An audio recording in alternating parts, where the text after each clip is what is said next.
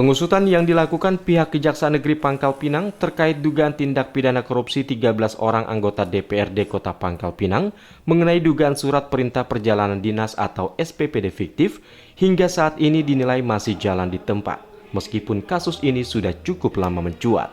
Akibatnya kinerja pihak Kejaksaan Negeri Pangkal Pinang mendapatkan banyak tanggapan negatif dari masyarakat.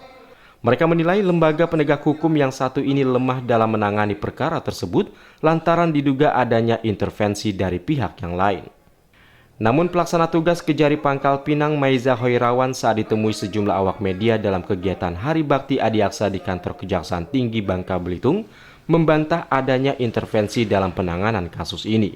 Bahkan ia menegaskan perkara ini akan terus diusut Kejaksaan Negeri Kota Pangkal Pinang. Maiza menjelaskan Kejaksaan Negeri Pangkal Pinang masih melanjutkan kasus tindak pidana korupsi terkait dugaan korupsi di DPRD Kota Pangkal Pinang dan penyidik Kejari Pangkal Pinang masih belum menetapkan status tersangka kepada 13 anggota DPRD Kota Pangkal Pinang karena penyidik masih menunggu hasil pemeriksaan lebih lanjut serta masih mengumpulkan barang bukti lainnya.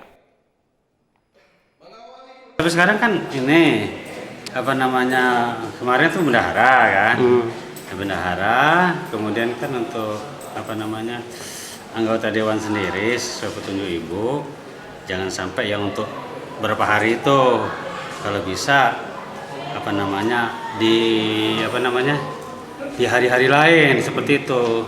Tapi karena memang infonya dari Budi yang tersangka sekarang, dia kan buka-bukaan katanya. Tapi itu sementara lagi mengumpulkan bukti. Ya. Ada penambahan tersangka baru? Sementara belum. Belum, masih berapa tersangka nih Pak? Satu ya Pak ya. Tapi kan pengembangannya ada penyelidikan, bukan penyidikan. Pengembangan dari Budika itu ada penyelidikan baru. Dalam perkara ini negara dirugikan sebesar 300 juta rupiah, sementara Bendahara Sekretaris Dewan Kota Pangkal Pinang Budi Wahyudi sudah ditetapkan sebagai tersangka. Kasus dugaan SPPD fiktif yang menyeret anggota Komisi 1, 2, dan 3 ini dilakukan dengan dua modus. Modus pertama adalah anggota dewan yang tidak berangkat namun SPPD dicairkan, dan yang kedua ada yang berangkat namun tidak melakukan kunjungan kerja. Dari Pangkal Pinang, Bangka Belitung, Haryanto MNC Media melaporkan.